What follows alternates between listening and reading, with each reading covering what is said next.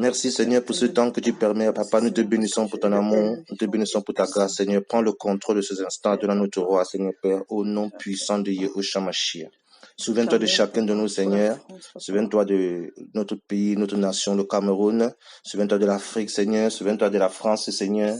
Au nom de Yahushua Mashiach. Nous te bénissons pour ton amour, Seigneur Père. Prends le contrôle. Amen. Donc, bonjour et bonsoir mes frères et sœurs. Aujourd'hui, nous avons à cœur de parler de la mission. C'est quoi la mission? Pourquoi la mission? Et comme vous le savez, nous ne parlons pas des choses comme ça, comme ça au hasard, non.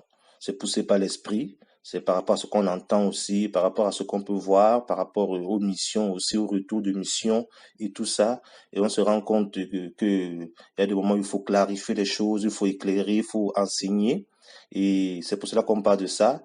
Et comme vous le savez, moi je le dis toujours, hein, que je me considère pas comme un docteur de la parole, mais comme vous voyez comment le monde nous enseigne, qu'on a l'école primaire, on a la maternelle avant, l'école primaire, le collège, le lycée, tout ça, l'université, où il y a les docteurs de la parole, les docteurs, les enseignants, pas de la parole, mais les docteurs qui enseignent là-bas.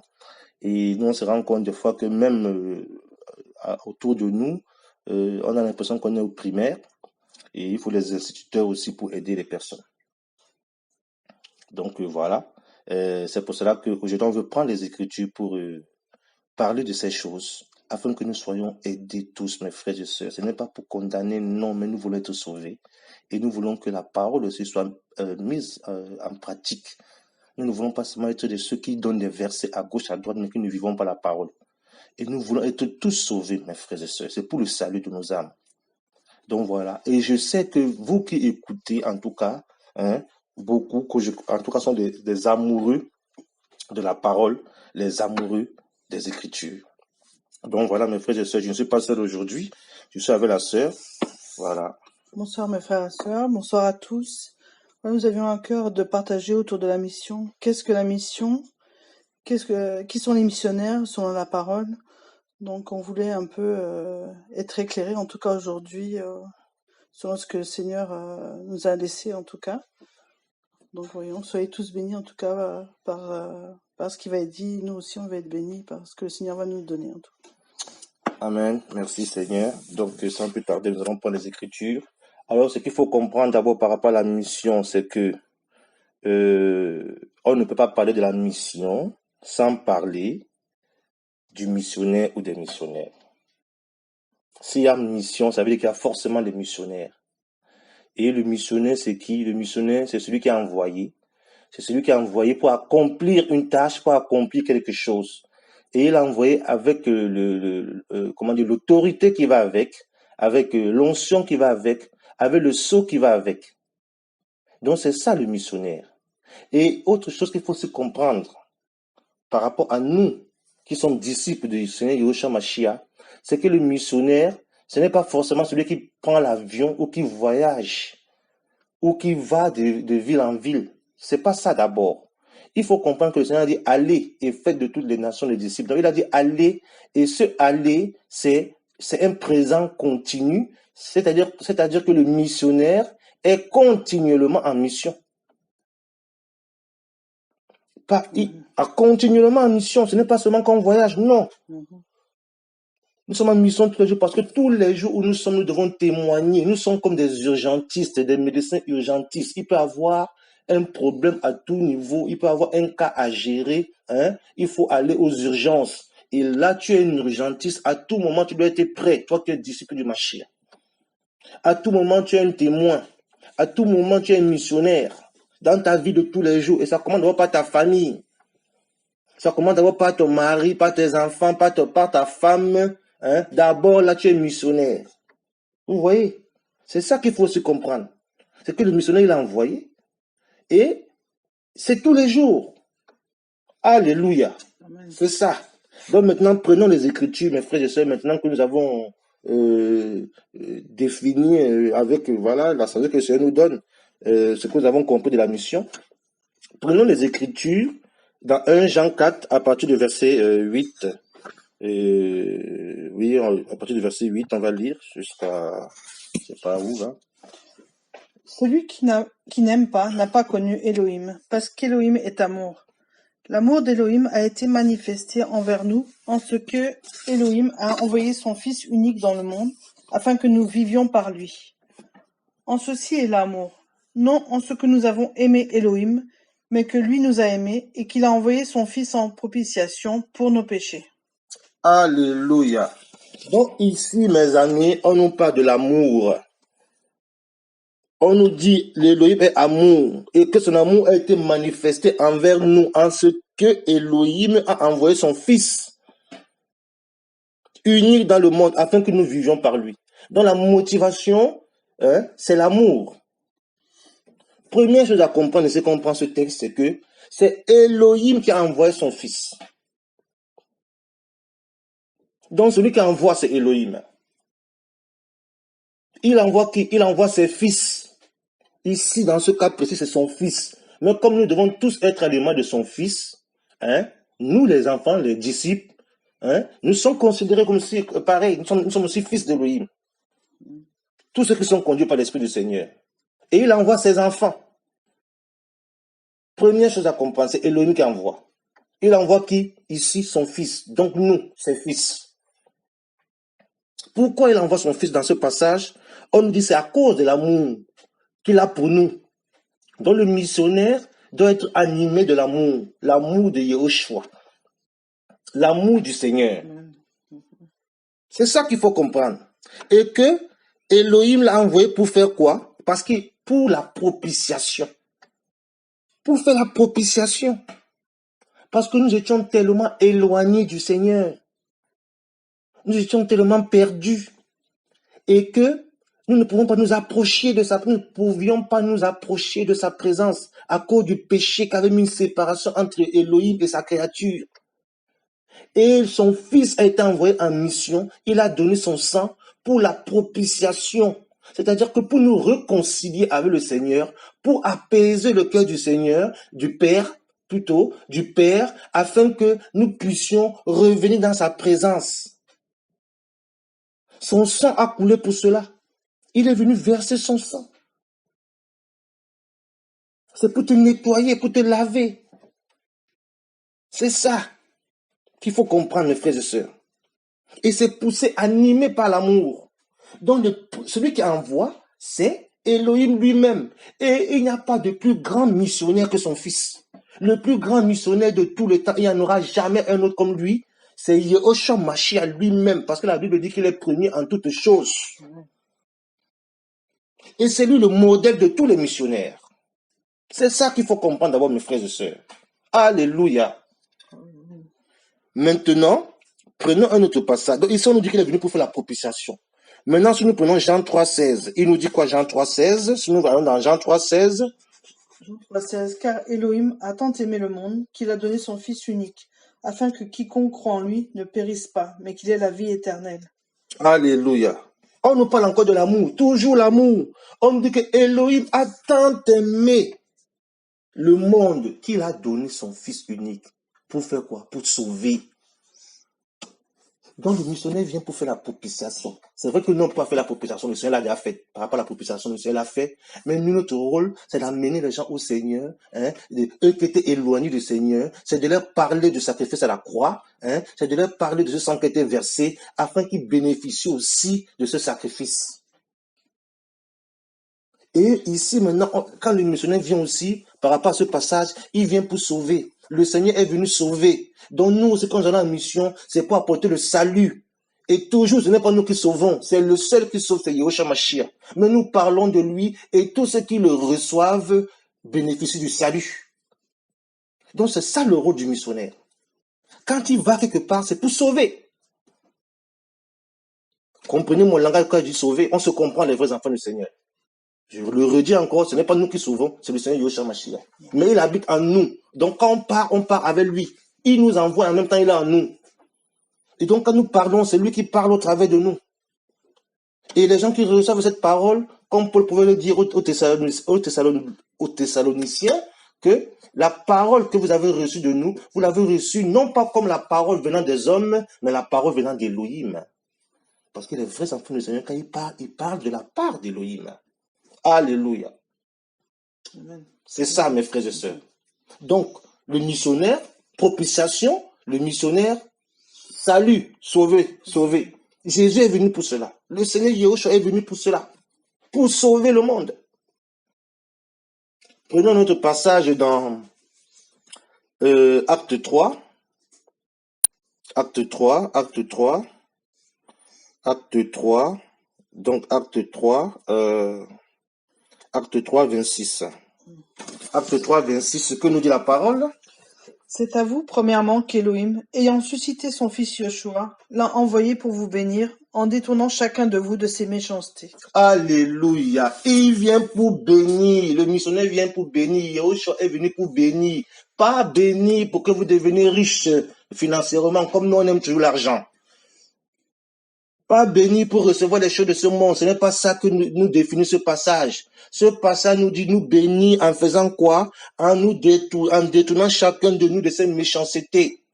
Donc ta bénédiction, mon frère, c'est que tu ne sois plus méchant. C'est que tu ne fasses plus le mal. Tu deviens un homme béni devant le Seigneur. Vous voyez comment c'est défini la bénédiction? Les pasteurs de malheur et remplis de cupidité nous font croire que il faut gagner beaucoup de choses pour vraiment un enseignement diabolique et méchant, destructeur. Or, la Bible nous dit que l'homme est venu pour nous bénir à nous, en détournant chacun de nous de ses méchancetés. Donc, le missionnaire ne peut pas être méchant, et quand il va vers des personnes, il va leur dire d'arrêter de faire du mal. Voilà le missionnaire. Voilà ce que le Seigneur Yahushua, on nous dit, c'est premièrement à vous qu'Élohim, ayant suscité son fils, l'a envoyé. Yahushua est envoyé pour nous bénir. Il est envoyé pour nous sauver. Il est envoyé pour la propitiation de nos péchés, mes amis. Il avait le mandat et l'onction pour cela. Voilà, mes frères et sœurs. C'est la grâce. C'est la grâce. C'est la grâce. Voilà, c'est la grâce, comme nous dit la sœur, c'est la grâce. Alléluia. La Bible nous dit la grâce de l'homme a été manifestée. 1 Timothée 2.11. Un titre 2.11. Pardon, que dit un titre? Titre 2.11. À partir du titre 2.11. La grâce de l'homme a été manifestée. Elle nous apprend à vivre pieusement, dans la piété. C'est ça, mes frères et sœurs, qu'il faut comprendre. Donc, que le Seigneur nous aide. On veut parler de la mission, définir la mission, selon les Écritures, ce que le Seigneur nous a enseigné. Prenons Jean 1. Prenons Jean 1. J'espère que quelqu'un va être béni par ce partage, les amoureux de la parole. Alléluia. Jean 1 à partir du verset 6. Il parut un homme envoyé d'Élohim, son nom Yohanan. Celui-ci vint en témoignage pour rendre témoignage au sujet de la lumière, afin que tous croient au travers de lui. Il n'était pas la lumière, mais il était le témoin de la lumière. La lumière était la véritable qui illumine tout être humain venant dans le monde. Il était dans le monde, et le monde a été fait au travers de lui, mais le monde ne l'a pas connu. Il est venu chez les siens, et les siens ne l'ont pas reçu. Mais à tous ceux qui l'ont reçu, à ceux qui croient en son nom, il leur a donné le pouvoir de devenir enfants d'Élohim, lesquels ont été engendrés, non de sang, ni de la volonté de la chair, ni de la volonté de l'homme, mais d'Élohim. Alléluia. Oh, j'aime la parole. Les Écritures sont vraiment... Quelle beauté, quelle sagesse, quelle intelligence. Donc, on nous dit que Yohanan est paru, il est venu pour faire quoi, Yohanan? La Bible nous dit que Yohanan est venu pour rendre témoignage au sujet de la lumière, afin que tous croient au travers de lui. On nous dit que ce n'était pas lui la lumière, mais il est venu pour être témoin, le témoin de la lumière. Dans les missionnaires, il a été envoyé, on nous dit, il parut un homme envoyé d'Élohim, toujours envoyé d'Élohim. On ne se lève pas comme ça là, sur un coup de tête, et on dit qu'on va, je suis en mission, je m'en vais en mission. Non. Il faut t'envoyer de l'Élohim, il faut que Élohim t'envoie. Dans tous ces passages qu'on est en train de prendre là, c'est Élohim qui envoie. C'est Élohim qui a envoyé son fils. C'est Élohim ici qui envoie Yohanan pour rendre témoignage, afin que les gens soient illuminés. Donc quand le missionnaire part, il part avec la lumière. C'est pour éclairer les gens. C'est pour que les ténèbres reculent, que la lumière prenne place. C'est ça le rôle du missionnaire. Il vient pour cela. Et il vient pour que les gens croient au Seigneur Yahushua Mashiach, pour que les gens reçoivent cette parole. Et tous ceux qui reçoivent cette parole, la Bible dit qu'ils deviennent enfants d'Élohim. Donc quand le missionnaire va quelque part, c'est pour que les gens deviennent enfants d'Élohim. Selon ces passages, mes frères, c'est la Bible, ce n'est pas moi. Je suis seulement en train de répéter ce que la Bible a déjà écrit. Hein? Et là, ce n'est pas la chair, non. Ce n'est pas la chair. Ce n'est pas la volonté de la chair, ce n'est pas la volonté du sang. Mais là, c'est la volonté d'Élohim lui-même. Ce n'est pas la volonté d'un homme, c'est Élohim lui-même. Voilà pourquoi il faut être dans l'esprit. Poussé par l'esprit, mes amis. Je dirais même être un témoignage. En fait, dans ce verset, il parle de le verset 7, le témoignage au sujet de la lumière, afin que tous croient au travers de lui. Donc quand on voit Jean, Yohanan, on voit le Seigneur à travers lui. On doit être vraiment un témoignage par notre comportement, par notre manière d'être. On représente le Seigneur. Tout à fait, c'est ça. Le missionnaire, c'est un témoin. Il va pour rendre témoignage. Le témoin, c'est qui? Le témoin, c'est celui qui a vu ou celui qui a entendu. Celui qui était présent. Hein? C'est ça. Et nous avons vu, nous avons entendu. Nous avons les yeux de l'esprit, mes amis. Nous avons entendu la parole. La foi vient de ce qu'on entend. Tu as pourquoi tu as d'abord entendu. Et tu vois tout ce qu'il fait dans ta vie. Et tu peux aller témoigner de ce qu'il fait dans ta vie tous les jours. Et là, tu es missionnaire. Alléluia, mes frères et sœurs. Ici, c'est Elohim même qui envoie. Alors maintenant, prendre quelques passages aussi où on nous parle du Saint-Esprit qui envoie.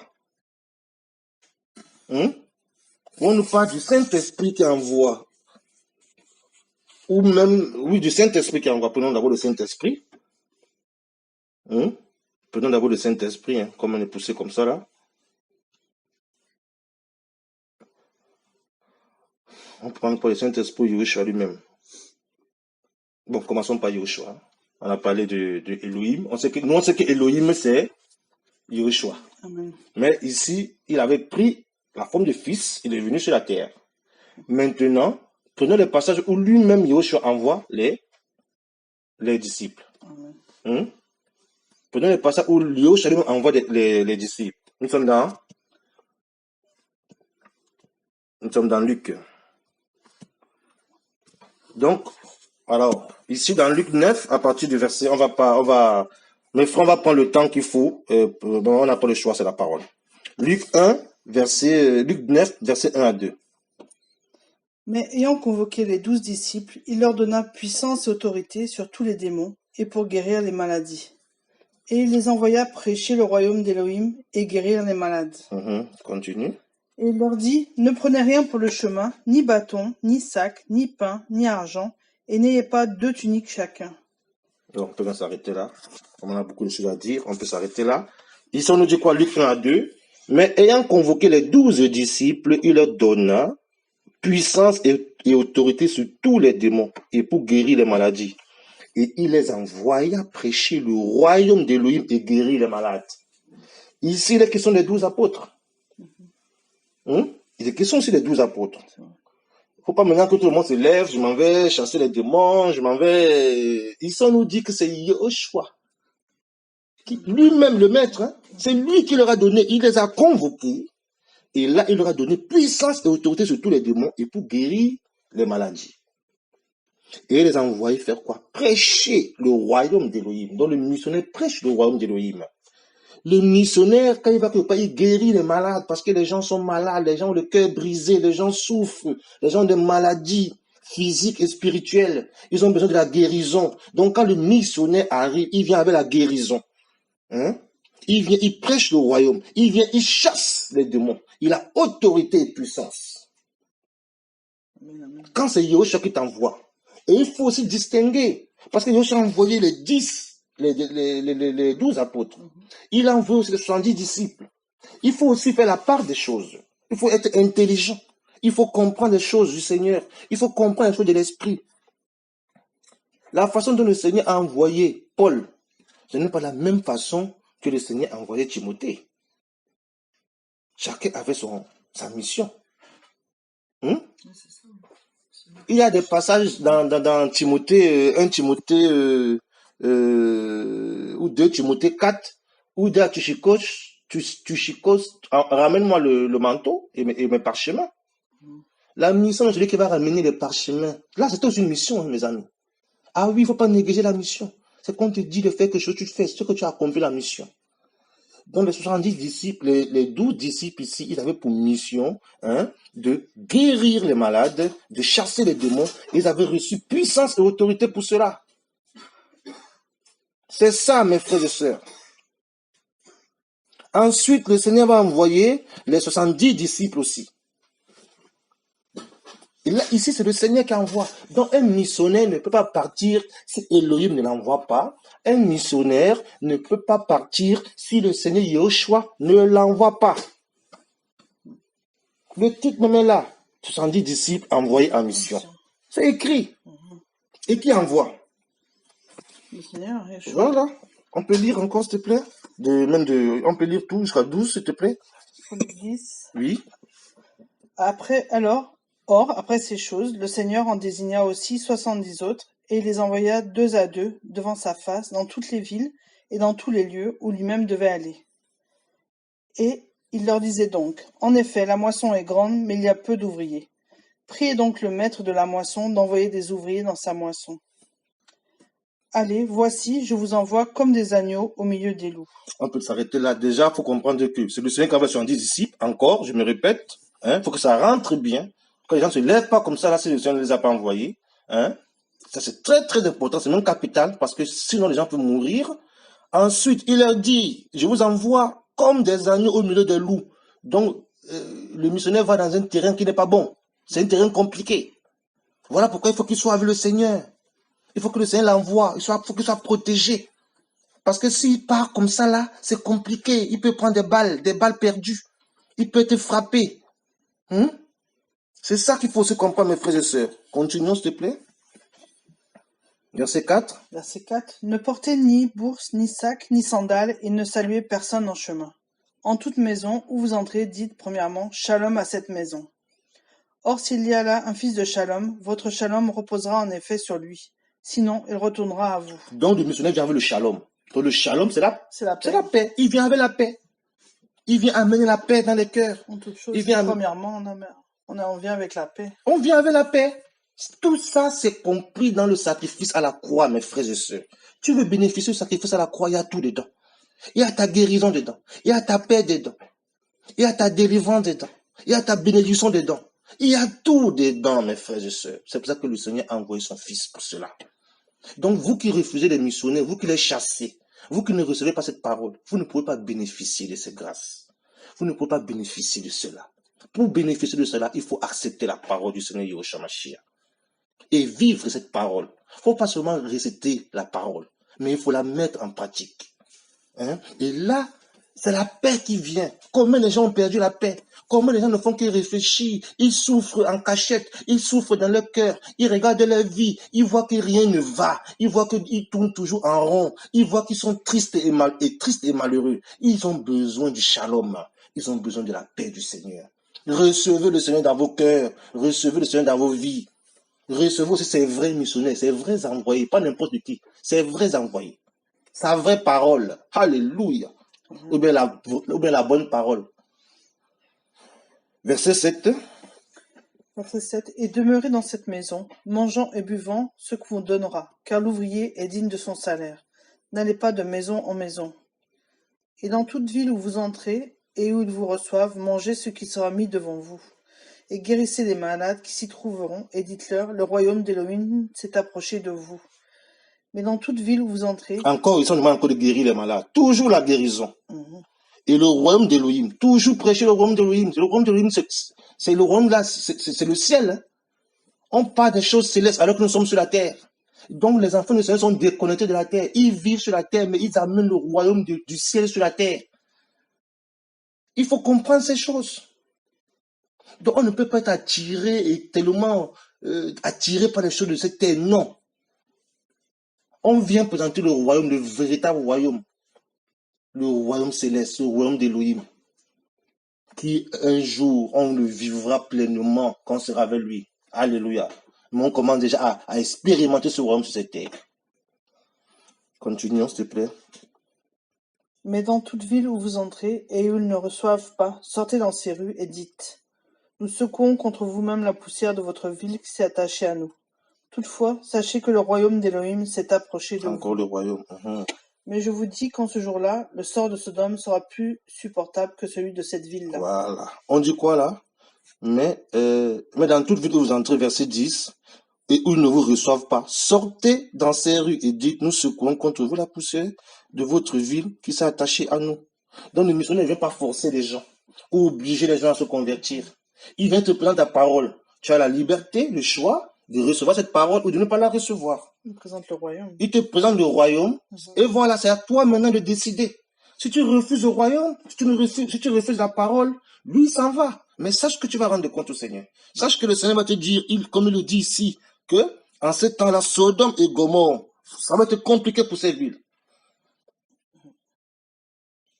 Donc, il veut dire que c'est préférable à la souffrance qu'avoir à Sodome et Gomorrhe que la souffrance des personnes qui, le Seigneur leur fait grâce de recevoir la parole et ils ne l'acceptent pas en fait. Ils ne la saisissent pas et ils chassent la parole. Ils refusent la parole. Leur cas va être très compliqué. Voilà pourquoi, mes frères, je vous en supplie, vous qui écoutez, surtout toi que le Seigneur appelle, ne refusez pas l'appel du Seigneur. Parce que tu seras ça va être une souffrance éternelle pour toi. Ce sera une souffrance éternelle pour toi. Que le diable ne te trompe plus. Que le voile tombe de tes yeux, que les écailles tombent de tes yeux, que le voile soit ôté de tes yeux. Que tu comprennes que le Seigneur t'aime. Il a envoyé son fils se sacrifier pour toi. Et il envoie ses disciples, il envoie ses enfants te parler tous les jours. Il vient dans ta maison. Ce qu'il y a, c'est que les disciples sont vraiment envoyés dans la maison. Donc ce Seigneur vraiment tend la main. Et il vient vraiment dans notre maison ou dans la maison de tous pour apporter la parole, en fait, faire connaître sa parole. Donc on ne pourra pas dire qu'on n'a pas connu, on n'a pas... Il vient vraiment se présenter. C'est à nous de saisir, en fait, ce que les disciples nous apportent, ce que la parole nous apporte. Alléluia, c'est ça, exactement, c'est ça. Donc, mes frères et sœurs, continuons la parole, mes amis, que cela nous fasse du bien. Elohim envoie, le Seigneur Yahushua aussi envoie. Allons regarder aussi dans Acte 13. Acte 13, Barnabas et... Seigneur notre roi, aide-nous. Acte 13, tu y es? Acte 13. Oui, de 1 à... On va dire de 1 à 4, s'il te plaît. Et en ce même temps, quelques-uns qui se trouvaient là présents lui apportèrent des nouvelles concernant les Galiléens dont Pilate avait... Acte 13. Acte 13, ah pardon. J'étais... Acte 13... Or, il y avait dans l'assemblée qui était à Antioche quelques prophètes et docteurs, Barnabas, Shimon, appelé le Noir, Lucios le Cyrénéen, Manaën qui avait été élevé avec Hérode le Tétrarque et Shaoul. Or, en servant le Seigneur et en jeûnant, le Saint-Esprit dit: Séparez-moi maintenant, Barnabas et Shaoul, pour l'œuvre à laquelle je les ai appelés. Or, ayant jeûné et prié, et leur ayant imposé les mains, ils les laissèrent aller. Eux donc, envoyés en effet par le Saint-Esprit, descendirent à celui-ci, et de là, ils s'embarquèrent pour l'île de Chypre. Alléluia, mes amis, allons-y pas à pas. Ils sont déjà envoyés par qui? Par le Saint-Esprit. Envoyés par le Saint-Esprit. Donc les missionnaires doivent être envoyés par le Saint-Esprit. Il faut te pousser par le Saint-Esprit. On ne se lève pas comme ça le matin, et surtout là on parle des missions de ceux qui voyagent, qui partent ici et là. Oh, je m'en vais en mission. Non. Il faut te pousser par l'Esprit. C'est ce que la Bible nous dit ici. Nous avons compris Elohim, donc Dieu, Jésus, Yahushua, le Saint-Esprit. Et c'est le même. Donc il faut que Yahushua t'envoie. On ne parle pas des trois. Hein. On n'est pas pour la Trinité. Hein. Non. Les trois forment un. Ça, c'est encore autre chose. Donc c'est le Seigneur lui-même qui envoie. C'est son esprit, c'est lui-même. C'est ça qu'il faut comprendre, mes frères et sœurs. Prenons notre passage dans Acte 10. Il s'agit ici de Pierre ou Pétros. Acte 10. Acte 10, allons regarder Acte 10 là-bas. Oui, 17. Mais comme Pétros était en perplexité en lui-même sur ce que pouvait signifier la vision qu'il avait vue, voici que les hommes envoyés par Cornélios, s'étant informés de la maison de Shimon, se tenaient à la porte. Et ayant appelé, ils demandèrent si Shimon, surnommé Pétros, logeait là. Puis comme Pétros réfléchissait sur la vision, l'Esprit lui dit, Voici 3 hommes qui te cherchent. Mais lève-toi, descends et pars avec eux sans hésiter, parce que c'est moi qui les ai envoyés. Alléluia. Tout doit être coordonné par le Saint-Esprit. Tout par le Saint-Esprit. Hein? Corneille va envoyer les gens pour appeler Pierre. Parce que les gens avaient besoin de la parole. Le Seigneur n'a pas dit à Corneille, va ailleurs. Il a dit, va chez Pierre. Envoie les gens chez Pierre. On dit, Pierre, tu veux dire quelque chose? Non, c'est juste pars avec eux sans hésiter. Parce que quand c'est l'esprit, il n'y a pas besoin de réfléchir, c'est l'esprit qui guide, qui éclaire. Donc, voilà, pas avec un sans hésiter. On dit, l'Esprit lui dit. C'est ça, l'Esprit lui dit, 3 hommes te cherchent, lève-toi, descends avec eux. C'est comme ça. C'est l'Esprit qui envoie. Ne soyons plus charnels, mes frères et sœurs. Ne soyons pas charnels. N'essayons pas de courir à gauche, à droite. Pourquoi on court? On va où? Dites-moi, on va où? On nous dit qu'on est envoyé au milieu des loups. Toi, tu cours pour aller vers les loups. Mes amis, tout homme normal, quand il voit les loups, il fuit. Mais quand tu es le Seigneur Yahushua, tu n'as pas peur des loups, même si tu es une brebis. Parce qu'il te garde. Parce qu'il te protège. Parce que les loups ont peur de lui. Donc, quand le maître nous t'envoie, le créateur du ciel et la terre, imaginez tout l'univers, c'est lui qui l'a créé. Donc, même les animaux, c'est lui qui les a créés. Donc, le loup est quoi pour lui? Le loup ne lui fait pas peur. Mais quand tu te lèves sans mandat, quand tu te lèves sans l'esprit, sans l'autorisation du Seigneur, mais tu vas te retrouver au milieu des loups. Ne sois pas surpris que tu tombes malade là-bas, tu te retrouves dans les hôpitaux. Ça peut arriver. Ou on t'envoie une flèche. C'est comme ça. Ou on t'empoisonne. Là où le Seigneur nous envoie, quoi. Là où le Seigneur nous envoie. Et oui, tu peux même mourir, on peut même te tuer. On peut te tuer physiquement, on peut te tuer spirituellement. C'est dangereux, c'est compliqué ces affaires. Soyons dans l'esprit, mes frères et sœurs, ne courons pas à gauche et à droite. Amen. Amen. Allons-y, mes frères et sœurs. On a beaucoup de choses à dire, que le Seigneur nous conduise par son esprit, afin qu'on ne soit pas tellement long. Mais j'espère que, surtout pour ceux qui n'ont jamais entendu ce genre de choses, que cela vous bénit. Et pour toi qui connais déjà cette parole, qui as déjà entendu cette parole, que cela te fortifie, que cela t'encourage encore, hein, et que cela te pousse encore à la prudence. Le Seigneur a dit, soyez simple, hein, soyez prudents. Il a dit, hein, comme des serpents, et simples comme des colombes. On n'est même pas arrivé à ce passage-là, mais on peut encore voir encore c'est les caractéristiques du missionnaire. Le missionnaire doit être prudent. Le missionnaire doit être simple. Quand le missionnaire va quelque part, il faut la simplicité.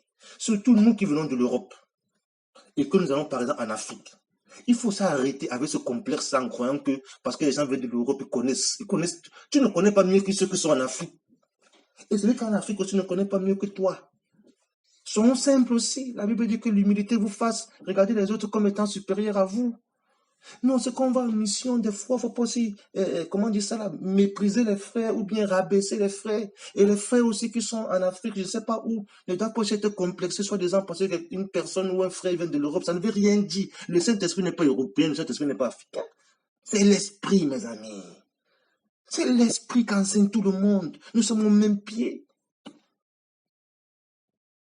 Si tu es au même pied que le maître Yahushua, la simplicité. Hein? Regardez les autres comme étant supérieurs. Être au service des autres, le missionnaire au service des autres. On va le voir. Soyez simple, soyez prudent aussi. Il est prudent. Il ne va pas à gauche, à droite comme ça là. Non, il faut être conduit. Il n'entre pas n'importe où comme ça. On le verra par la suite. Tu veux réussir la mission? Mets en pratique la parole. Écoute, sois sensible à l'esprit. Alléluia. Regardons dans Acte 8. Acte 8.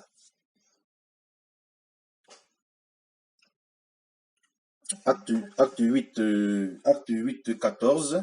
On a pour aller vraiment, comme on a beaucoup de choses à dire, on va directement à 14. Mais on sait que c'est l'histoire de Philippe qui est parti en Samarie. Acte 8, verset 14. Mais quand les apôtres qui étaient à Jérusalem eurent entendu que la Samarie avait reçu la parole d'Élohim, ils leur envoyèrent Pétros et Johanan, Il leur qui... a envoyé peut-être sur Yohanan. Hein? Oui, c'est ça. Mhm. Voilà. Bon, c'est bon. Donc, on nous dit ici qu'il a envoyé. Qui a envoyé? Les apôtres ont entendu qu'il y avait le réveil en Samarie. La Samarie avait reçu la parole. Et là, ils vont envoyer Pétros et Yohanan. Donc, les apôtres peuvent envoyer. L'Église peut envoyer aussi.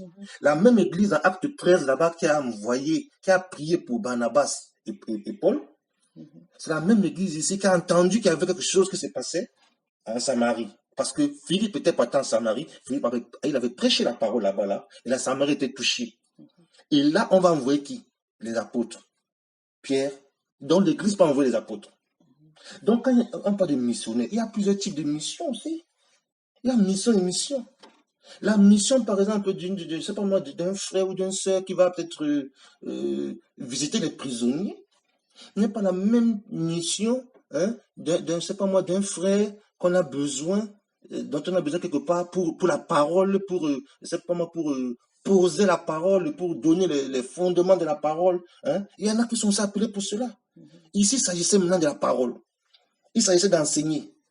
Et là, on n'envoie pas n'importe qui. On a envoyé Pierre et Paul. C'est ça aussi qu'il faut. Pierre et Jean, pardon, merci. Pierre et Jean. Et c'est l'Église qui envoie. Donc l'Église aussi peut envoyer. Parce que l'Église a reçu le mandat du Seigneur. Ils ont envoyé. Hein? C'est ça qu'il faut comprendre aussi. Et tu vois, acte 13, l'Église était réunie. Les docteurs étaient réunis, les anciens étaient réunis, les prophètes, tout cela. Ils ont dit, bon, envoyez Barnabas et Paul. Le Saint-Esprit leur a dit, envoyez Barnabas et Paul. Ici, l'Église dit, allez, envoyez Pétros et Yohanan. Tu vois ça? Donc, ici, c'était par rapport à la parole. Parce qu'il fallait annoncer la parole à la Samarie. Il fallait encore bien poser la doctrine là-bas. Avec les apôtres. Regarde par exemple dans 2 Corinthiens 8. Si nous prenons 2 Corinthiens 8. 2 Corinthiens 8. 2 Corinthiens 8. 2 Corinthiens 8. J'aime beaucoup. 2 Corinthiens 8. Ici, il s'agit de la collecte. Ici, il s'agit de la collecte. Hein? Les Macédoniens avaient collecté de l'argent. Et il fallait les récupérer l'argent. On va envoyer des gens.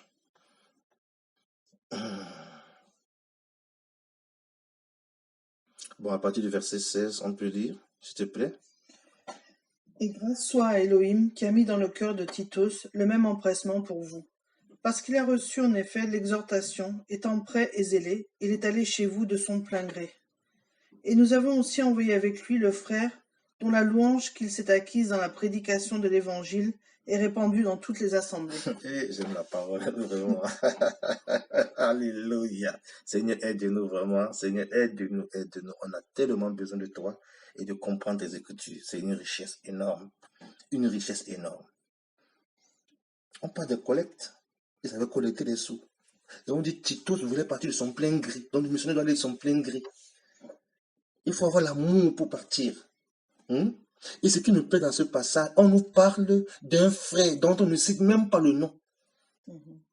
Mais on nous dit que lui, qu'il est connu dans toutes les assemblées. À cause de son témoignage. Amen.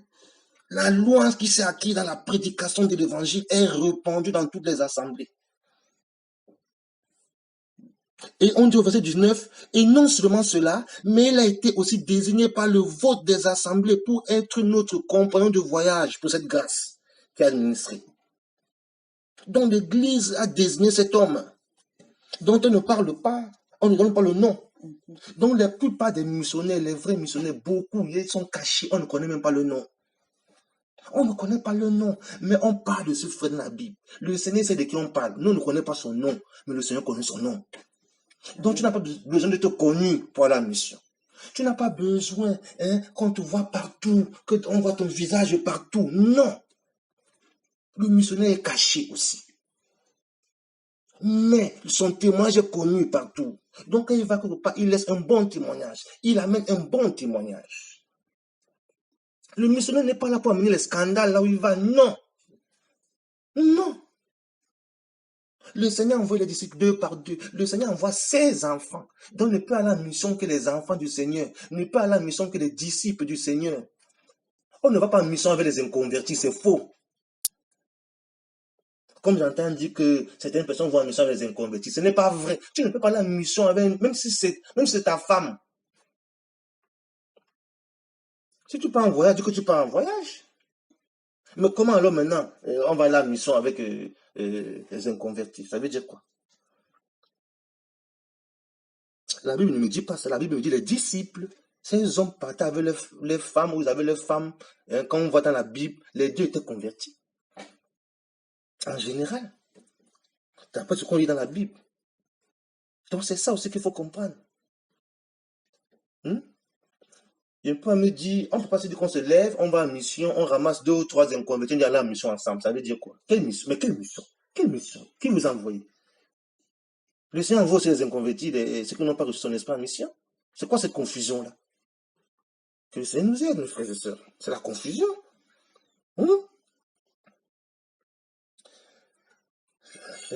2 Corinthiens, si on prend 2 Corinthiens 9, 2 Corinthiens 9 au verset 3, mes frères, on a beaucoup de passages aujourd'hui, ça nous aide, ça nous aime. Uniquement verset 3? Oui, comme on a beaucoup de choses à dire. Mais j'ai envoyé les frères. Ou bien prendre 1 à 3, s'il te plaît.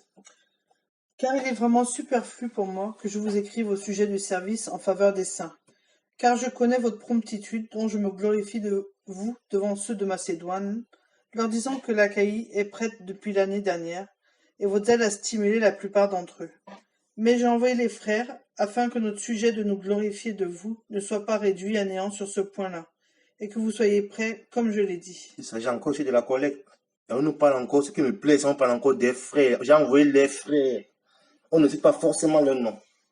C'est toujours pour nous parler de cette simplicité, de se cacher, de ne pas toujours vouloir être en avant ou se mettre en avant. Si le Seigneur veut te mettre en avant, même si tu fuis, tu n'as pas le choix, tu seras mis en avant. Mais restons derrière. Il le dit même que quand tu vas à une fête, ne t'assois pas devant, de peur qu'après les invités, entre guillemets, plus connus que toi, ou on te dit après va t'asseoir derrière, tu auras honte. Mais mets-toi derrière, comme ça quand on te dit viens devant, ça va te faire des honneurs. Soyons aussi comme ça, mes frères et sœurs. On n'a pas besoin forcément d'être connus. Vous voyez?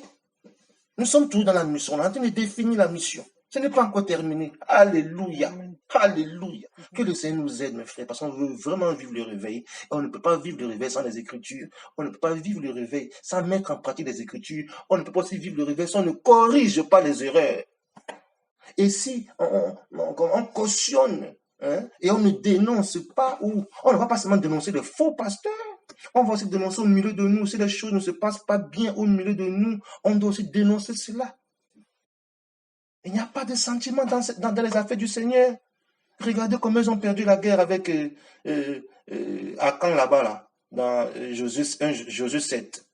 Parce qu'il avait fait n'importe quoi, il avait l'interdit chez lui. À Haï là-bas, Josué 7.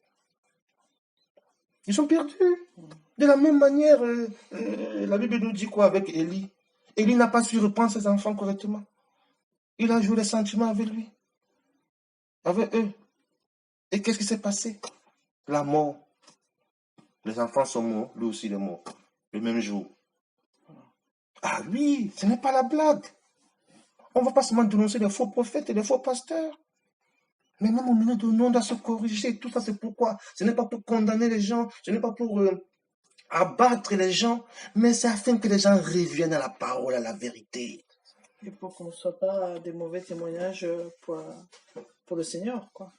Les personnes qui ne suivent pas la parole, c'est des mauvais témoignages. Après, comment les gens vont voir à travers de dire, mais ils font de telles choses, mais c'est vraiment des chrétiens pour se comporter comme ça. Donc, on est chacun des témoignages, on représente le Seigneur, donc on est chacun des témoignages. Tout à fait, c'est ça. On doit garder un bon témoignage. C'est ça, mes frères et sœurs. Alléluia. Je bénis le Seigneur, vraiment, je bénis le Seigneur qui nous aide. 2 Corinthiens 12. 2 Corinthiens 12. On a parlé de beaucoup de choses. On a parlé d'Élohim, on a parlé du Saint-Esprit, on a parlé de Yahushua lui-même qui envoie. On a parlé de l'Église aussi qui envoie. C'est ça qu'il faut comprendre. On a parlé des frères qui ont été envoyés par les apôtres. Un apôtre aussi peut envoyer. J'ai envoyé le frère, mais j'ai envoyé les frères. Donc un apôtre véritable, reconnu par le Seigneur Yeshua Mashiach, pas un faux, mais un vrai apôtre, il envoie. C'est écrit dans la Bible. Un véritable apôtre, il envoie. Parce que tu ne peux pas être apôtre, recevoir une mission, sans que le Seigneur mette autour de toi des personnes qui vont t'aider à accomplir cette mission. Et là, tu peux les envoyer. C'est ça. Acte 12, j'ai dit 2 Corinthiens 12. 2 Corinthiens 12. 2 Corinthiens 12. 2 Corinthiens 12, 14 à 18. Voici que pour la 3e fois je suis prêt à aller chez vous, et je ne serai pas un fardeau, car ce ne sont pas vos biens que je cherche, mais vous-même. Car ce ne sont pas les enfants qui doivent accumuler des richesses pour les parents, mais les parents pour les enfants. Mais moi je dépenserai très volontiers, et je me dépenserai entièrement pour vos âmes, bien qu'en vous aimant au plus haut degré je sois moins aimé. Mais soit, je n'ai pas été une charge pour vous, mais étant habile, je vous ai pris par ruse. Est-ce que je vous ai dupé par quelqu'un de ceux que je vous ai envoyés? J'ai exhorté Titos et j'ai envoyé le frère avec lui. Toujours le frère. Encore, tu vois, encore ce passage, on dit le frère, toujours le frère. Amen. On ne cite pas son nom. Est-ce que Titos vous a dupé? N'avons-nous pas marché dans le même esprit, sur les mêmes traces? Amen. Waouh. Toujours la parole. Vous voyez ça là? Il dit, au verset 14, il dit, et je ne serai pas un fardeau, car ce ne sont pas vos biens que je cherche. Le missionnaire ne doit pas être un fardeau. Non. Non. Il ne faut pas qu'il va mettre une charge qui va dépasser les personnes chez qui il va. Il ne doit pas être un fardeau. On ne doit pas le porter sur le dos qui pèse lourd. Non. Non. Il le dit, si je ne suis pas un fardeau, ce ne sont pas vos biens que je cherche. Il le dit, il le dit, mais verset 16, mais soit, je n'ai pas été une charge pour vous, mais étant habitué, je vous ai préparé. Il n'a pas été une charge pour les gens. Donc, on ne peut pas se lever, on dit qu'on va en mission, on commence à dire aux gens, bon, je viens en mission tel jour, préparez-moi un lit là-bas, trouvez-moi un hôtel là-bas, trouvez-moi ceci, je vais manger ceci. Non, non, non, non, non, non, non. Le missionnaire ne se comporte pas comme ça. Le missionnaire se prépare. Le Seigneur conduit les choses pour lui. Il faut aussi l'intelligence et la sagesse. On ne peut pas venir s'imposer comme missionnaire, non. On ne peut pas venir, on commence à dire aux gens, je vais habiter chez vous, non. Quand tu t'imposes, tu deviens fardeau. Le Seigneur peut permettre qu'on te baisse, oui, il conduira. Mais quand le temps commence à t'imposer, tu deviens une charge pour les gens. Et ce n'est pas ça le missionnaire. Ce n'est pas ça, mes frères et sœurs. Le missionnaire ne dort pas sur le lit conjugal. Jamais. Comme on peut entendre certains témoignages. Le missionnaire ne peut pas arriver dans une famille où il y a un jeune couple, il dort sur le lit conjugal. Non. Non. Toi qui es sage, même si on te propose le lit, tu dis, c'est votre lit conjugal, c'est votre intimité, je ne dors pas dessus. Ou dedans, je ne sais pas comment on dit. C'est comme ça. Il faut quand même, mes frères et sœurs, nous sommes enfants d'Elohim. Nous avons quand même l'intelligence du Saint-Esprit qui est là, qui nous aide. Il doit verser de suite, j'ai exhorté Titos et j'ai envoyé le frère avec lui. Est-ce que Titos vous a dupé? Le missionnaire ne vient pas duper les gens. Il ne veut pas profiter des gens. Amène-moi ici, conduis-moi là-bas, fais-moi ceci. Non. Il faut laisser les frères respirer. Et vous aussi, mes frères, qui pouvez recevoir les gens chez vous, ne recevez pas aussi les gens sans que le Seigneur vous ait parlé. Ne recevez même pas des gens chez vous comme ça. Non. Mais encore, si vous recevez les gens chez vous, ne permettez pas qu'ils dorment sur votre lit conjugal aussi. Ça amène les combats. Ça amène les problèmes. Et maintenant, on oublie. Heureusement, le Seigneur permet cela pour qu'on enseigne aussi sur ces choses. Qu'on entende ces choses aussi pour enseigner sur ces choses, pour corriger, pour répondre. Au nom de Yeshua Mashiach, alléluia. Que cette parole nous libère, nous délivre. Elle est là pour ça. Qu'on ne tombe pas toujours sur les pièges. Que les vrais enfants soient enseignés. Pourquoi on ne vit pas le réveil? Pourquoi on ne voit pas le réveil? C'est à cause des choses comme ça. Là. La légèreté, les portes que les gens ouvrent, les gens qui s'imposent, tout ça là, et on dit, c'est l'église du Seigneur Machia, il prie avec telle personne, il prie là-bas, il vient de France, il vient de là-bas, et tout, et tout, et tout, et on mélange tout le monde. Et si on ne dit pas, on ne corrige pas ces choses, bon, on cautionne, on devient comme Élie. On ne dit pas que nous sommes vos pères, hein. Loin de là. Loin de là, moi je n'ai pas d'enfant, je n'ai pas d'enfant. En tout cas, je ne vais pas me présenter comme ça. Hein? Vous comprenez mon langage, là, je suis en train de dévier là, que de 5 mètres. Hein? Comprenez mon langage, mes frères et sœurs. Je n'ai pas envie de me positionner, en tout cas, hein, comme voilà, un père qui envoie des gens ici et là. Non. Non. Je dirais que même, en fait, pour faire passer le message d'amour du Seigneur, quand on arrive comme ça dans une famille, quand le Seigneur nous envoie, le Seigneur veut qu'on soit déchargé de toutes ces choses matérielles, en fait. Parce que si on est préoccupé par les choses matérielles, le message vraiment d'amour du Seigneur et du salut du Seigneur, c'est pas ça qu'on va regarder en premier. On va regarder les petits détails à gauche, les choses qui nous alourdissent. Mais le message va être dissipé. Parce que le fait de se mettre vraiment en arrière dans la simplicité, de présenter le message sans être un fardeau, c'est comme ça qu'on amène le message, simplement le message du Seigneur, en fait. Tout à fait, tout à fait, tout à fait. Nous devons S'il y a garder des cette histoires d'argent, des histoires de nourriture, des histoires de la choses comme distraction. ça distrait de l'essence du message, de C'est la l'importance du distraction, c'est la message. distraction. Ça amène la distraction, mes frères et sœurs. Et des lourdeurs, C'est c'est ça. Le missionnaire ne doit pas amener les lourdeurs, il ne doit pas amener la distraction. Et même ceux qui reçoivent les missionnaires ne doivent pas être dans la distraction. Voilà pourquoi sommes-nous tous dans l'esprit, sommes-nous tous en prière, constamment, continuellement, mes frères et sœurs. Nous avons besoin de la prière. Nous ne pouvons pas travailler, on ne peut rien faire, ni rien voir sans la prière. Ouais, même, en fait, si on reçoit des frères, des sœurs, et on sent vraiment des rancœurs, de l'amertume dans le cœur, c'est qu'il y a vraiment un problème, je dirais. Que là, il faut se remettre en question par rapport à la visite de ces personnes dans sa maison. Pourquoi je ressens telle chose, tel ressentiment, telle amertume dans mon cœur. Il faut avoir la paix. Moi, je dirais même qu'avant même qu'il n'arrive, il faut déjà avoir la voix du Seigneur. Parce que si un missionnaire ou une famille reçoit un faux missionnaire et qu'il se rend compte quand le missionnaire est déjà chez eux, je peux dire que il n'est jamais trop tard pour le Seigneur, mais quand même, ils n'ont pas veillé avant. Parce que c'est avant qu'il fallait arrêter la plaie. Hein? Maintenant, si ils sont le missionnaire est dans ta maison aussi, mais on s'observe aussi, il y a le témoignage. Et si tu vois qu'il y a un témoignage qui ne donne pas gloire à la parole, il faut lui parler, il faut le reprendre. Il faut lui dire des choses. Et il faut aussi dénoncer les mauvais comportements. Il ne faut pas cacher les comportements qui ne donnent pas gloire au Seigneur. On n'est pas là pour les sentiments. Si un missionnaire arrive ou une missionnaire arrive et qu'il il ne se comporte pas correctement, hein, mais il faut le dénoncer à l'église.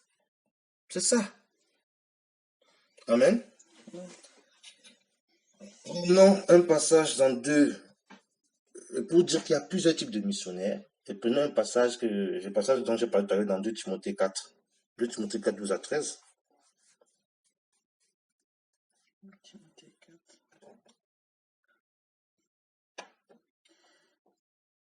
J'ai envoyé Tuchikos à Éphèse. En venant, apporte le manteau de voyage que j'ai laissé à Troas chez Carpos et les livres et surtout les parchemins. Alléluia.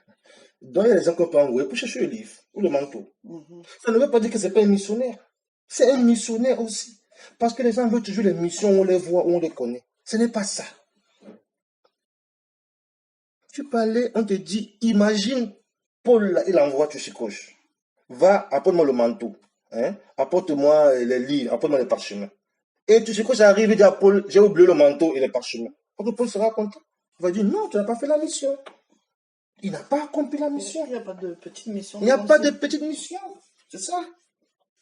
Il n'y a pas de petite mission. Et chacun rendra les comptes. Celui qu'on envoie pour prêcher la parole, il rendra le compte par rapport à la parole. Celui qu'on envoie pour l'œuvre sociale, il rendra le compte par rapport à l'œuvre sociale. Celui qu'on envoie, chacun dans son champ d'action. Le missionnaire doit rester dans son champ d'action. Tu ne peux pas être un missionnaire. C'est toi qui veux prêcher la parole. C'est toi qui vas aller évangéliser. C'est toi qui vas aller faire le social. C'est toi qui vas aller dans les prisons. C'est toi, mais tu es dans la confusion. Je suis partout et nulle part. C'est pas ça, un missionnaire. 2 Corinthiens 10 nous parle bien du champ d'action. Paul même disait qu'il ne voulait pas se glorifier dans le champ d'action qui n'est pas le sien. Il y a des gens qui ils savent évangéliser dans les rues, ils le font puissamment et bien, mais voilà, chacun à sa place. Les missionnaires, tu as une mission claire à accomplir. Nous, on connaît beaucoup de personnes qui sont parties comme ça en mission, qui ont eu des problèmes. Il y a une sœur qui est partie en Afrique de l'Ouest, là-bas, là, pour ouvrir un orphelinat. Elle a fui. Elle a fui tellement. Elle est tombée sur les sorciers là-bas, les petits sorciers. Eh bien oui, les enfants sorciers. Nous-mêmes, on a eu un enfant, des enfants sorciers qu'on a vus en mission. Je me souviens une fois, un frère à nous, le Seigneur l'a confié une charge d'un orphelinat. Il a mis en place un orphelinat au Cameroun. Et on est arrivé là-bas. Il y avait des enfants sorciers. Ils ont confessé la sorcellerie. Ils ont dit que le diable les a envoyés. Donc, il y a aussi les missionnaires de Satan. Vous croyez quoi? Quand on va en mission là, il y a les missionnaires du Seigneur, il y a aussi les missionnaires de Satan. Et comme les enfants, eux, ils parlent plus que les adultes.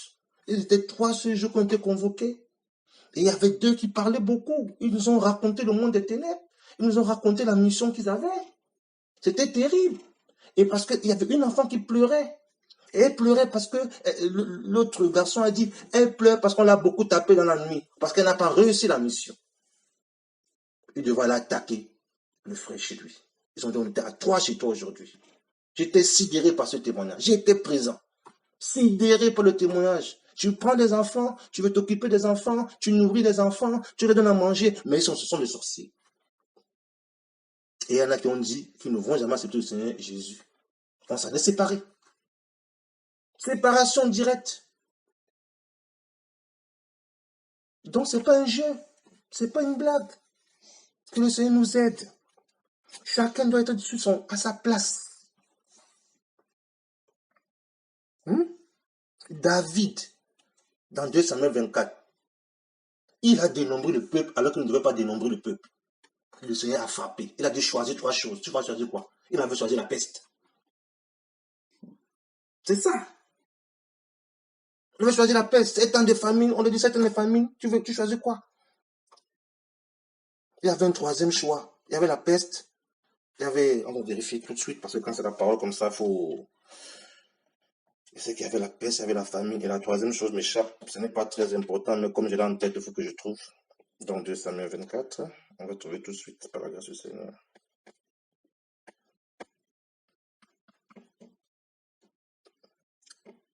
Voilà, où il devait fuir ses adversaires. Et on dit 2 Samuel 24, 13. Gad alla vers David et lui rapporta cela en disant, que veux-tu qu'il t'arrive? 7 ans de famine sur la terre, ou que durant 3 mois tu fuis devant tes ennemis qui te poursuivront, ou que durant 3 jours la peste soit sur la terre. Sache maintenant et vois quelle parole je rapporterai. Il y avait soit 7 ans de famine, soit pendant 3 mois il fuit ses ennemis, soit pendant 3 jours il y aura la peste. David a choisi la peste. Pourquoi il a choisi la peste? Il a dit, David répondit à Gad, verset 14, je suis dans une grande détresse. Tombons, s'il te plaît, entre les mains de Yahweh, car sa miséricorde est grande. Mais que je ne tombe pas entre les mains des humains. Wow. David a préféré tomber entre les mains d'Elohim, de notre Créateur. Parce que quand c'est lui qui te châtie, il te châtie pour te reprendre, il te châtie pour te corriger, il te châtie parce qu'il t'aime et parce qu'il est miséricordieux, il ne te châtie pas pour t'avilir, pour te descendre. Il a dit, il ne faut pas taper plus de 40 coups, il faut taper 40 coups moins 1. Quand c'est le Père qui te corrige, il te frappe pour te ramener, mais c'est toujours pour te ramener, c'est parce qu'il t'aime, c'est par amour. Voilà pourquoi David préférait tomber entre les mains d'Élohim. Voilà pourquoi la Bible dit dans 1 Corinthiens 11, 31 qu'il faut que nous-mêmes nous examinions nous-mêmes, il faut que nous nous jugeons nous-mêmes, mais que nous ne soyons pas jugés par le Seigneur. Il faut d'abord l'être humain d'abord. Il doit d'abord s'examiner tout le temps, il reconnaître son erreur et dire au Seigneur, j'ai péché contre toi, je préfère être entre les mains du Seigneur, que c'est lui qui me châtie. Parce que s'il me châtie, il me châtie avec justesse, merci pour le mot, alléluia, avec justesse. Mais quand c'est les humains ou les autres personnes ou le démon, c'est très grave parce qu'on n'a pas de pitié en tant qu'humain. Sauf si on a reçu le cœur du Seigneur. Voilà pourquoi nous devons recevoir le cœur du Seigneur. Donc David, il est parti faire le dénombrement, il ne devait pas faire le dénombrement. Ce n'était pas sa mission.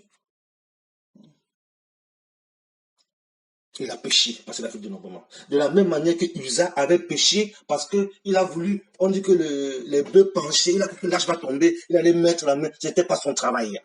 Ce n'était pas sa mission. Le Seigneur l'a frappé sur place. Les choses du Seigneur, ce n'est pas un jeu. Même, comment il s'appelle, Shaoul. Shaoul, quand il attendait Élie lui a dit, attends-moi 7 jours. Ne fais pas de sacrifice. Il n'était pas sacrificateur. Élie attend 7 jours, on dit, il voit que Samuel n'arrivait pas. Pardon, qu'est-ce que je raconte? Shaoul attend 7 jours. La Bible dit dans 2 Samuel 13, et lui, il est parti. Il a amené moi l'Holocauste ici. Il s'est mis à sacrifier l'Holocauste. Alors que Shaoul avait bien dit dans Samuel 10 que, attends-moi, il n'a pas attendu, il est venu. Dès qu'il a fait ça, Samuel arrive. Qui t'a demandé de faire ça? Tu as agi en insensé. Pourquoi as-tu fait cela? Ce n'était pas à toi de faire cela. Beaucoup de gens se lèvent, ils vont faire, alors que ce n'est pas à eux de faire cela. Fais ce que le Seigneur te demande de faire, mon frère, ma soeur. Sois sensible à l'esprit. Ne sois pas mélangé à gauche, à droite. Ne va pas créer des scandales. Si ton frère a péché contre toi, va et vois ton frère. Le missionnaire n'est pas là pour se justifier. Le missionnaire n'amène pas de scandales. Le missionnaire ne peut pas gérer les choses de l'église. Le missionnaire, quand il va peut faire ce bon témoignage. Il ne peut pas amener les choses de l'église chez les païens. Non. Un missionnaire ne peut pas aller chez son frère et chez sa soeur et finalement ça se termine au tribunal. Non. Les choses du Seigneur doivent rester, doivent se gérer dans le Seigneur. Il le dit dans 1 Corinthiens 6. Ne savez-vous pas que vous jugerez le monde? L'un d'entre vous a-t-il un problème avec son frère pour l'amener devant les païens au lieu de gérer ça comme ça là, à l'église? Si on a des problèmes avec tes frères, on doit se parler. D'abord, parler aux frères, parler à la soeur, parler à l'église. C'est ça le missionnaire. Que le Seigneur nous aide par rapport à la mission. Que le Seigneur sauve notre nation. Que le Seigneur nous rende sensibles à l'esprit. C'est lui qui nous envoie en mission. C'est Jésus qui envoie en mission. C'est son esprit qui envoie en mission. L'église aussi peut envoyer en mission parce qu'elle a reçu l'autorité. Un apôtre peut envoyer en mission. Regarde Romains 16. Romains 16. Accordez-nous encore 5-10 minutes, mes frères et sœurs. Alléluia. On ne veut pas être très long, mais il faut parler. C'est la parole. Romains 16. Romains 16. Oui, s'il te plaît. Mais je vous recommande Phébé, notre sœur, qui est diaconesse de l'assemblée de Saint-Chré, afin que vous la receviez dans le Seigneur d'une manière digne des saints, et que vous l'assistiez en toute affaire où elle aura besoin de vous, car elle est devenue une gardienne de beaucoup et de moi-même. On peut s'arrêter là. Paul ici va recommander Phébé, c'est une sœur. Donc on ne dit pas qu'une sœur ne peut pas aller à la mission. Non. Il faut qu'elle soit recommandée. D'abord, c'est le Seigneur qui recommande. Ici, c'est Paul qui a recommandé. Quand c'est le Seigneur qui te recommande, quand tu vas là-bas, tu fais les choses du Seigneur. Et le Seigneur prépare, il dit ici, afin que vous la receviez dans le Seigneur d'une manière digne des saints et que vous l'assistiez en toute affaire où elle aura besoin de vous, car elle est devenue une gardienne de beaucoup et de moi-même. Donc cette femme avait un témoin qui était bon, qui était auprès de Paul, auprès des frères, auprès des sœurs. Elle avait travaillé pour les choses du royaume. Elle a aidé les saints. Elle a travaillé. Et là, Paul peut dire, celle-là, je l'envoie à tel endroit. Vous qui recevez là et aidez-la dans tout ce qu'elle va faire. On a les sœurs au milieu de nous qui travaillent avec leur mari. D'autres même qui ne sont pas mariés, mais qui travaillent pour le royaume. On a les sœurs qui partent réaliser les choses par la grâce du Seigneur. On bénit ses œuvres, on bénit ses actions parce que c'est la gloire du Seigneur. On a les sœurs qui ont à cœur les maisons d'accueil, les maisons des veuves, les orphelinats, tout ça, c'est bien. D'autres qui ont à cœur les enfants de rue, c'est bien. Mais que cela se passe dans le Seigneur, sans scandale. Parce qu'il y a un témoignage. Il n'est pas normal qu'un missionnaire arrive quelque part et que tout le quartier se plaigne d'un missionnaire. Ce n'est pas bien. Ce n'est pas bien, ce n'est pas la parole. Quel témoignage, ce n'est pas bien ça. Et nous dénonçons ce type de comportement. Au nom de Yeshua Mashiach. C'est ça. C'est ça la parole. Foyebe est envoyé. Terminons avec... tu veux ajouter quelque chose par rapport à cela? Non? Terminons avec acte 16. Parce qu'il y a tellement de choses à dire. On ne peut pas tout dire comme vous le savez. Mais on dit ce que le Seigneur nous met à cœur. Acte 16. Nous sommes à partir de quel verset? Acte 16, oui. Acte 16, c'est le cas de qui déjà là? Acte 16.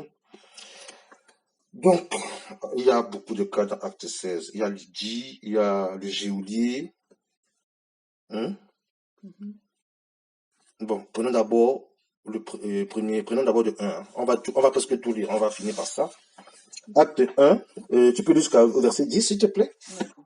Et il arriva à Derbe et à Lystre, et voici qu'il y avait là un disciple du nom de Timothéos, fils d'une femme juive fidèle, mais d'un père grec, lequel avait un témoignage honorable de la part des frères qui étaient à Lystre et à Icône. Toujours le témoignage, toujours un témoignage honorable. Amen. Paulos voulait qu'il vienne avec lui, et l'ayant pris, il le circoncit à cause des Juifs qui étaient dans ces lieux-là, car tous savaient que son père était grec.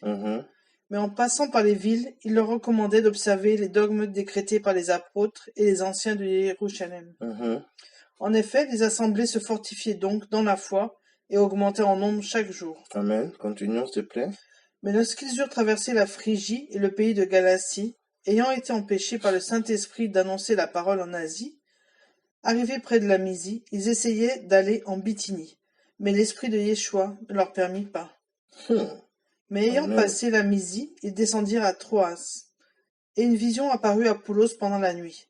C'était un homme macédonien qui se tenait là, le suppliant et disant « Passe en Macédoine et secours-nous. » Et dès qu'il a vu la vision, nous avons immédiatement cherché à partir pour la Macédoine, concluant que le Seigneur nous appelait à les évangéliser. Alléluia, le Seigneur nous appelait à les évangéliser. Parce qu'il avait reçu une vision pour aller. Il n'est pas parti comme ça, il a reçu une vision. Un Macédonien qui lui dit, viens et secours-nous. Il a compris qu'il fallait aller en Macédoine. C'était des gens spirituels. Nos aînés, c'était des personnes, ils suivaient, ils étaient sensibles à l'esprit. On nous dit plus haut, au verset 7, que, arrivés près de la Mysie, ils essayaient d'aller en Bithynie, mais l'esprit de Yeshua ne leur permit pas. L'esprit, toujours l'esprit. Ils ne sont pas de l'esprit de Yeshua. Donc vous me pouvez conclure. Vous comprenez déjà ce que je veux dire. L'esprit de Yeshua, il envoie. L'esprit de Jésus envoie. C'est lui l'Élohim véritable. C'est lui. Il ne le permit pas. Mais, il dit, mais ayant passé la Mysie, il descendit à Troas et une vision apparut à Paulos pendant la nuit. C'était un homme qui, voilà. Qui le suppliait. C'est ça. Et au verset 6, il dit quoi? Eh bien, lorsqu'ils eurent traversé la Phrygie, le pays de Galatie, ayant été empêchés par le Saint-Esprit d'annoncer la parole en Asie. C'est vraiment le vent de l'esprit. Il faut suivre l'esprit. L'esprit, il m'empêche d'aller là-bas, mais plutôt il veut que j'aille là-bas. Il savait déjà où mais c'est ça. C'est ça. Il m'empêche d'aller quelque part parce qu'il veut que j'aille ailleurs. Il peut t'empêcher d'aller à tel endroit, il veut que tu ailles dans la rue. Toi, tu es têtu. Je vais aller évangéliser. Je vais aller dans je ne sais pas où. Alors que ce n'est pas là-bas qui t'attend. C'est pour ça qu'on a des dégâts. C'est pour ça qu'on ne voit rien. Les gens ne sont pas leur poste, ils ne suivent pas l'esprit. Ils ne suivent pas le vent. Continuons. Plus bas, le cas de Lydie. Verset 13. Le jour du Shabbat, nous sommes sortis hors de la ville, près d'une rivière où l'on avait coutume de faire la prière. Nous nous sommes assis pour parler aux femmes qui s'y étaient assemblées. Et une certaine femme, du nom de Lydia, marchande de pourpre de la ville de Thyatire, était une femme adoratrice d'Élohim, et elle nous écoutait. Et le Seigneur a ouvert son cœur afin qu'elle soit attentive aux choses dont parlait Paulos. Mais après avoir été baptisée avec sa maison, elle pria en disant, « Si vous me jugez fidèle au Seigneur, entrez dans ma maison et demeurez-y. » Et elle nous a contraints par ses instances. Alléluia. Tu vois ça? Waouh. Waouh. Si vous me jugez fidèle du Seigneur, entrez dans ma maison et demeurez-y. Ces frères n'entrent pas dans les maisons comme ça là, à gauche, à droite, non. Conduit par l'esprit. Et quand ils entraient dans les maisons, c'était pour apporter la parole. Et on nous dit ici qu'ils sont entrés dans cette maison et Lydie a été baptisée avec sa maison. C'est ça. Quand les missionnaires entrent dans une maison, c'est pour gagner des âmes. C'est pour qu'il y ait des baptêmes, des conversions. C'est ça, pour qu'il y ait la guérison. Voilà les missionnaires. Ces frères, quand ils entraient, il y avait toujours quelque chose qui se passait. Ce n'était pas des scandales. Ils n'étaient pas à l'origine des scandales. La Bible dit que non, il y aura toujours des scandales, mais il ne faut pas qu'ils viennent par nous. Dans Luc 17. C'est ça qu'il faut comprendre. Ils entraient pour baptiser. Et c'est les femmes qui les ont reçus. Donc on revient encore sur la femme. Le rôle qu'elle joue dans l'assemblée. Sa mission, je ne dirais même pas le rôle. Parce que le rôle de foi, ce n'est pas tu n'es pas ta place, mais la mission même de la femme. Vous voyez, Lydie, c'était une femme qui a écouté l'évangile, qui a accepté l'évangile et qui a amené l'évangile dans sa famille. Grâce à une femme. Femme adoratrice qui écoutait. Verset 14, une femme qui adorait déjà le Seigneur, qui écoutait le Seigneur. Le Seigneur qui a ouvert vraiment son cœur pour qu'elle comprenne vraiment les choses de l'esprit. Tout à fait. C'était une adoratrice, une véritable adoratrice, les vrais adorateurs, en esprit et en vérité. C'est ça qu'on recherche. Adorer, écouter le Seigneur, et le Seigneur là ouvre ton cœur pour vraiment que tu comprennes les choses de l'esprit. C'est ça. Alléluia. Et on a encore, allons lire à partir du verset 25. Donc là, Paul, il va entrer et ils sont entrés chez Lydie. Et ici, plus bas, on a le cas du geôlier, à partir du verset 25. On peut lire tout, s'il te plaît, comme c'est la parole. Mais vers minuit, Paulos et Silas, étant en prière, chantaient les hymnes pascals à Élohim, et les prisonniers les entendaient. Et soudainement, il se fit un grand tremblement de terre, en sorte que les fondements de la prison furent ébranlés. Toutes les portes se sont immédiatement ouvertes, et les liens de tous furent desserrés. Mais le geôlier, étant sorti du sommeil, et voyant les portes de la prison ouvertes, tira son épée, et allait se tuer, pensant que les prisonniers s'étaient enfuis. Mais Paulos cria d'une grande voix, disant, « Ne te fais pas de mal, nous sommes tous ici. » Ayant leur demandé de la lumière, il entra précipitamment et tomba tout tremblant aux pieds de Paulos et de Silas. Il les fit sortir et dit, « Seigneur, que faut-il que je fasse pour être sauvé ?» Amen. Et ils dirent, « Crois au Seigneur Yeshua Mashiach, et tu seras sauvé, toi et ta maison. » Et ils lui annoncèrent la parole du Seigneur, et à tous ceux qui étaient dans sa maison. Et les ayant pris avec lui à cette heure même de la nuit, il lava leurs plaies. Immédiatement après, il fut baptisé avec tous ceux de sa maison. Immédiatement après, il fut baptisé avec tous ceux de sa maison. C'est à l'instant. Quand on est touché par le Seigneur, c'est instantané.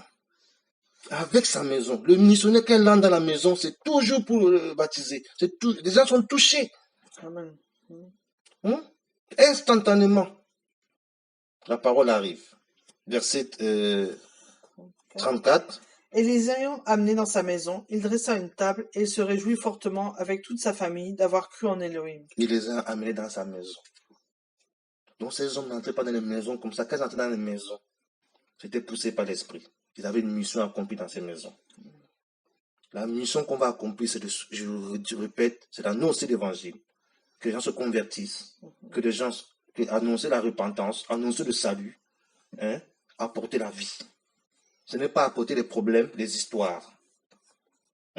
Diviser les familles, accuser les gens, tout ça. Non, c'est pas ça, l'évangile. C'est pas la parole, là. Que le Seigneur nous aide avec cela. Que le Seigneur bénisse les véritables missionnaires qu'il envoie dans le monde entier. Que le Seigneur nous suscite encore des missionnaires de plus en plus. Nous avons 2 frères et une sœur qui sont partis en mission il n'y a pas longtemps. On a reçu des témoins de cette mission qui nous ont encouragés. Après eux, il y a encore 2 frères qui sont partis en mission. Ils sont rentrés là. Mais on a de beaux témoignages qu'il y a même les villes, comme les villes de Berthois, qui demandent que les missionnaires aillent là-bas. Ils ont invité les missionnaires. Parce qu'ils ont rencontré ces 2 frères missionnaires et qui ont annoncé l'évangile dans les maisons. Ils sont allés dans les maisons, ils ont annoncé l'évangile et les gens allaient chercher les autres, venaient écouter une parole, au point qu'il y avait des personnes qui venaient de Berthois qui ont dit, mais nous on veut qu'à Berthois qu'on entende aussi cette parole. Le Cameroun pour Yeshua Mashiach, le nord, le sud, l'est et l'ouest. La parole arrive, alléluia, elle est déjà là. Elle est Amen. déjà là. Parce que la parole, elle est éternelle. Elle est là. En même temps, elle arrive. En même temps, elle a toujours été là. En même temps, elle sera toujours là. Au nom de Yahushua Mashiach, le Cameroun pour Yahushua Mashiach, les frères vont annoncer la parole. Le Seigneur va susciter des guerriers, des guerrières, des fous de la parole, les gens qui ne feront pas cas de leur vie. Alléluia. Et qui vont annoncer la parole sans rien attendre en retour, comme les financiers, tout ça là, l'argent, non. Ils vont mettre même leurs propres moyens pour annoncer l'évangile.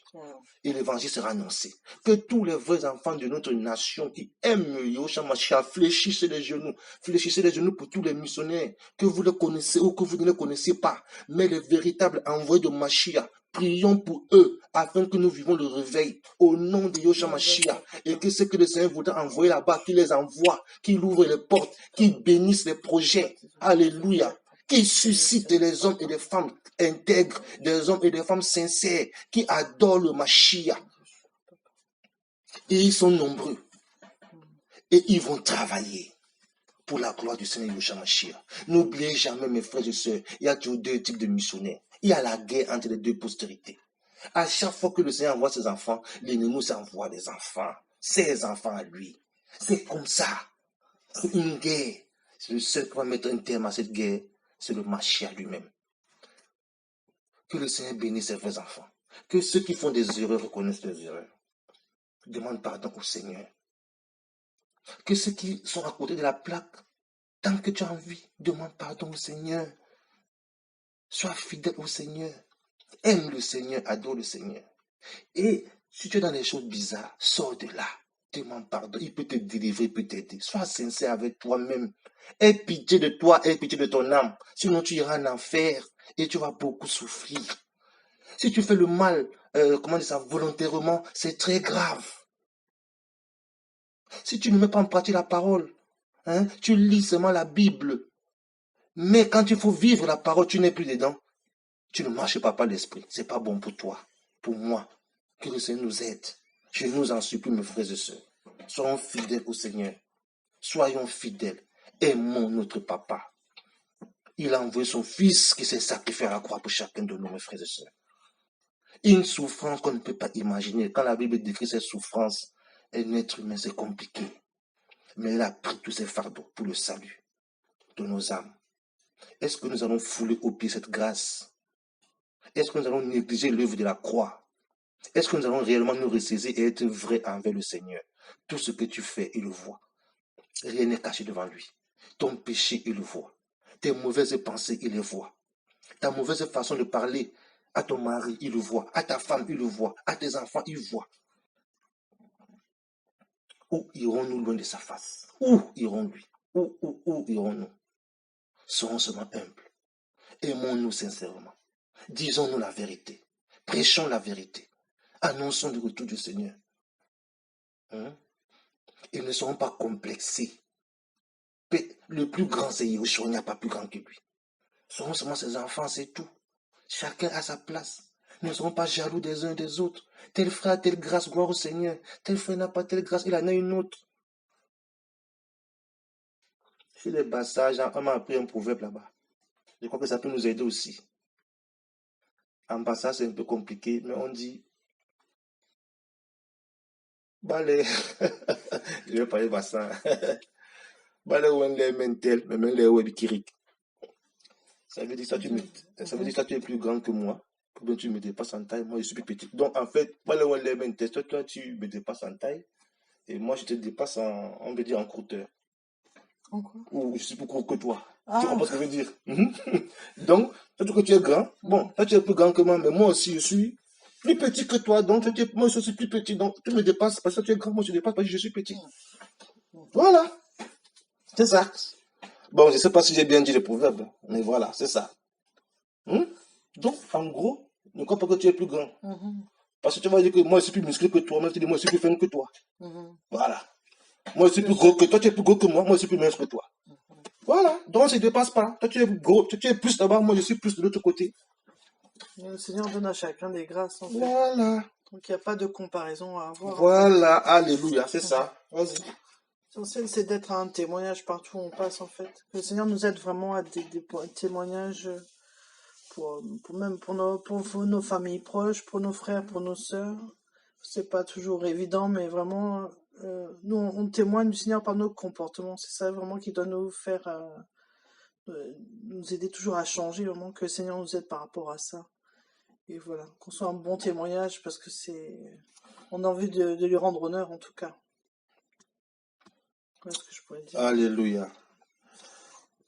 Papa, nous voulons te bénir pour ces instants, Seigneur. Nous ne sommes pas mieux à donner à notre roi. Nous sommes faibles. Nous le reconnaissons, Seigneur. Nous avons besoin de ton esprit.